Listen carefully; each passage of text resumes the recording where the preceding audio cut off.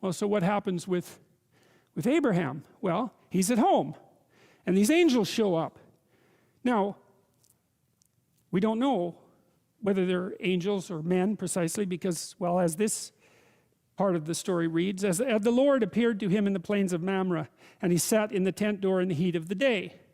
So he's another visionary state by all appearances. And he lifted up his eyes and looked, and lo, 3 men stood by him. There's real ambivalence in the story about the men. Are there 3 men? Are there 3 angels? Are there 2 angels and God? It's all mixed up in the story. So we won't clarify that. We'll leave it ambiguous. And I think the ambiguity is important because you don't know who the stranger is when you encounter him.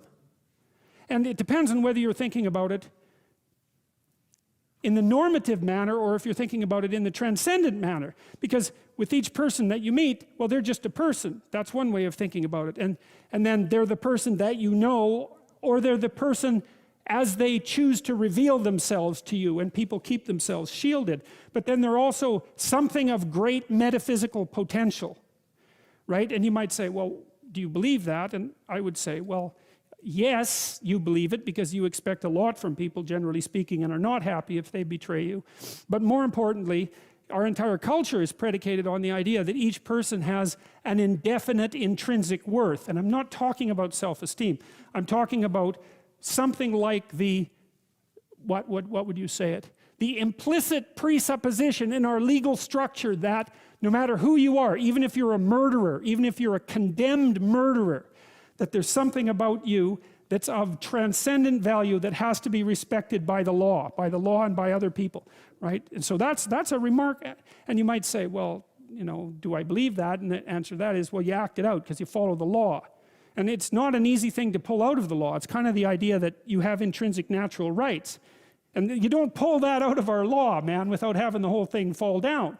And I think the whole idea that you have intrinsic natural rights is predicated on something like the biblical hypothesis that human beings have a logos nature and that we are involved in the speaking forth of being. And as beings who are involved in the speaking forth of being, there's something about us that has to be respected by ourselves in relationship to ourselves, by ourselves in relationship to other people, but even more strangely, by ourselves in relationship to even to criminals, even to vicious criminals. You can't remove that transcendent element. And that to me, that's also a miracle of conceptualization, because who the hell's going to think that up, right? Even the most vicious of murderers has a touch of the transcendent that needs to be respected. Of all the ideas that are unlikely, that's got to top the list. And of course, without that, you have a very barbaric legal system, right? Because no one is protected. As soon as you make a mistake, then you're in the damned and you have no rights whatsoever. And that isn't what happens in the West, which is an absolutely amazing thing. So anyways, Abraham is a master of the stranger. That's one way of thinking about it. He knows what to do when strangers come along, and he opens himself up to them. And I would say he does that. We know he's not a naive guy, Abraham, right? He's no weakling. A couple of stories ago, he took a big army and, you know, went and harassed a bunch of kings and took his nephew back. He's a tough guy. And so if strangers show up and he welcomes them, it's not because he couldn't do otherwise.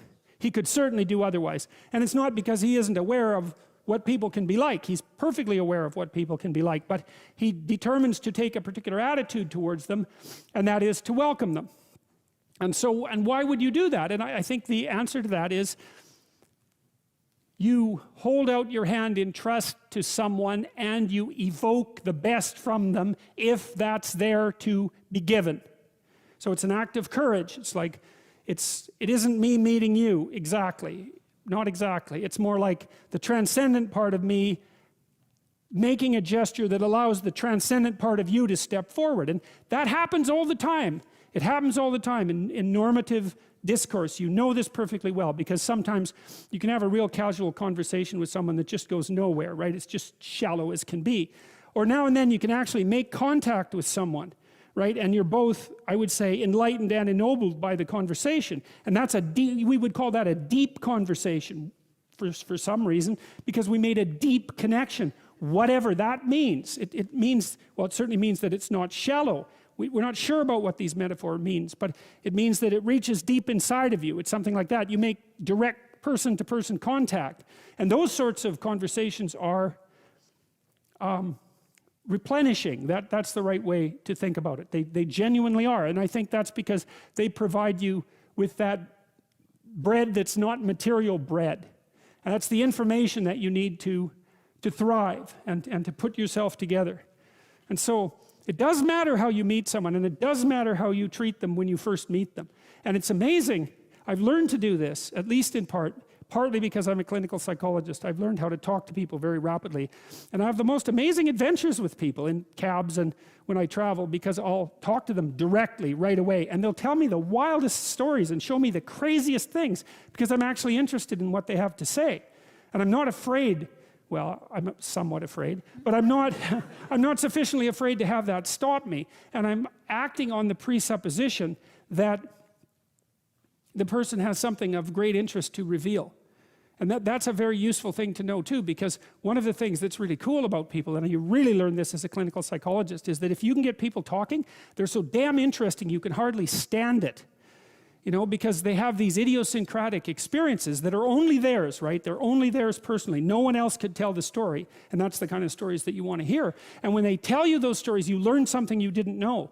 And so what that means is that you can treat the landscape of strangers as an endless vista of places to learn things you didn't know. And if you know enough so that you're satisfied with your life and everything has ceased to be a tragedy around you, well, then you can be comfortable in your circumscribed domain of totalitarian knowledge, let's say.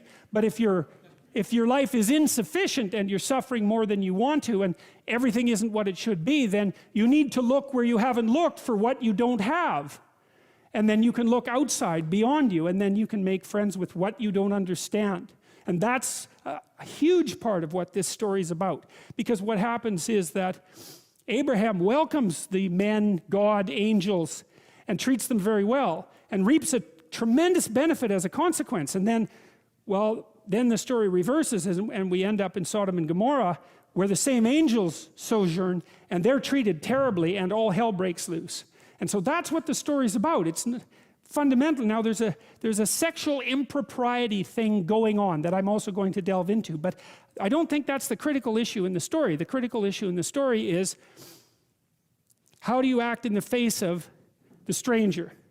You know, there's a statement in the New Testament. Christ says something like, when you do something to the least of people, you do it to me, him, right?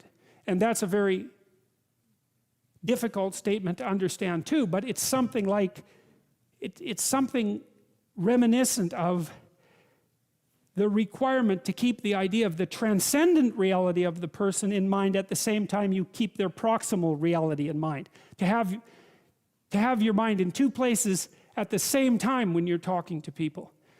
You know, I learned from a friend of mine in Montreal who is very socially sophisticated in some ways. Whenever he went into I always liked going shopping with him. And whenever he went into a store and he talked and he had an interaction with a clerk, the first thing he would do is have an interaction with the clerk. You know, he wouldn't have an interaction with the role of the clerk. He'd like look at the person, sort of take stock of the fact that they were there, and then ask them something genuine about their job or their store or how they were doing, like go into a conversation right away. And he didn't get personal about it because that can be intrusive, right? You have to be very sophisticated to do this. But he did indicate to the person that he was there, at least in part, for the good that could be done between them. It's something like that. And then the person would be ridiculously helpful, you know, and so then, you know, if people mistreat you, you see this with antisocial kids. It's a very tragic thing to see, because if you're an antisocial child, by the time you're about 4, you're very hostile and distrustful to people. And so you're like a growling puppy.